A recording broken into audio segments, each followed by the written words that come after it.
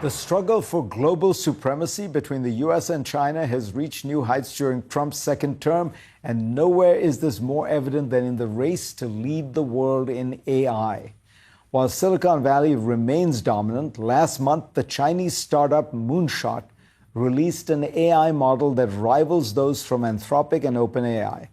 AI has also been widely incorporated into everyday life in China, from robot cashiers to highly advanced surveillance systems.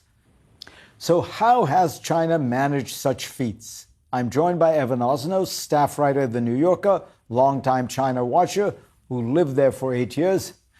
Welcome, Evan. You went back and shed some light on this question that many people were wondering about, which is China spends maybe a tenth as much as the US on data centers. It doesn't have the most advanced computer chips, and yet its best models seem very close to the best American models, maybe 6 months away. How has it managed to do this?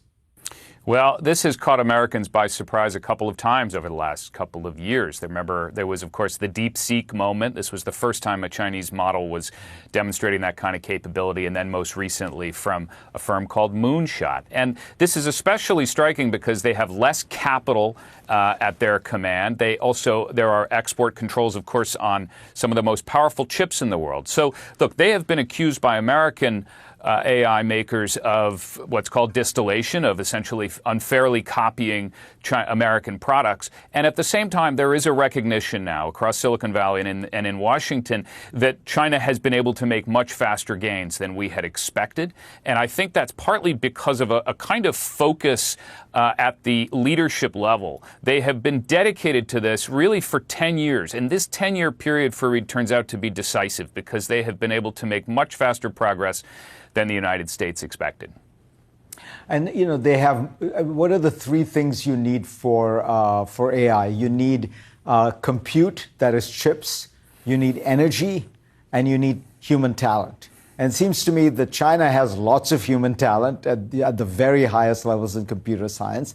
It clearly has much more energy. I think it has 10 times as much installed electricity as than the United States, or some such number. What it didn't have was the most advanced computer chips.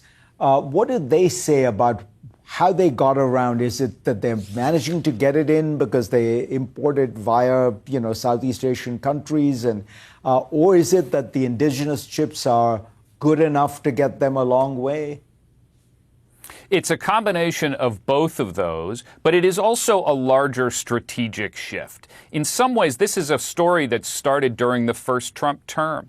That was a period when, you'll recall, the first trade war was a real wake-up call in Beijing, because they said to themselves, look, we are entering a period of greater strategic competition with the United States. We have to become more self-reliant. We don't want to have to rely on them as much as we do now.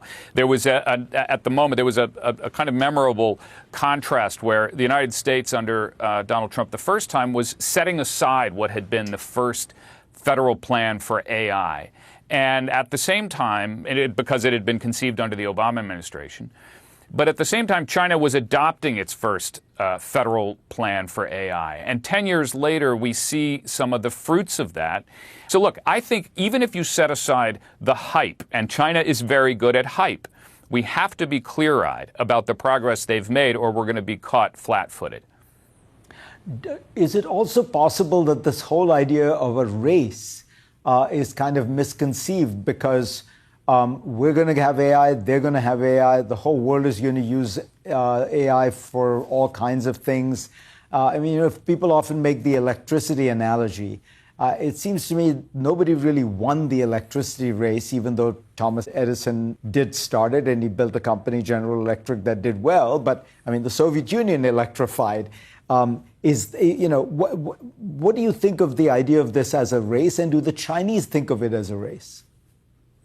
Yeah, in some ways, the conversation in Silicon Valley is very different than the conversation you hear in places like Beijing and Shanghai. In Silicon Valley, there's a lot of talk about achieving artificial general intelligence or a decisive strategic advantage. The idea that there might be some day where we cross the tape and therefore the game is ours. In Beijing, they see it quite differently. They say what we're doing is trying to get it out into the economy already as diffused as possible. And I saw it on the ground. Look, you can go to a Chinese car factory today, and you'll see that they have made this shift towards robots much more decisively than we have in the United States. There's a lot of pros and cons to that. I'm not saying this is an unambiguous good, but it is giving them an economic advantage that we're wise to take seriously. That means their unit per production is lower.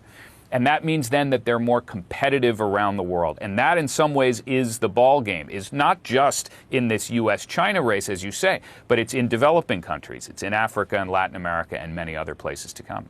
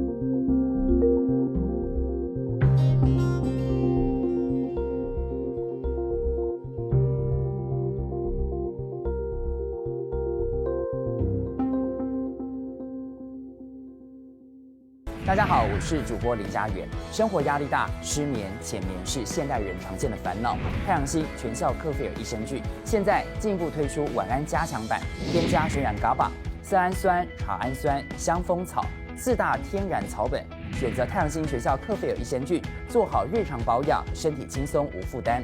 每日克菲尔，时刻美好 ，Good Feel Good。请上快点购为健康下单，输入推荐码有额外折扣。太阳星全效克菲尔益生菌基础版、晚安加强版，新包装改版，内容不变，抽取更方便。要吃就吃最好。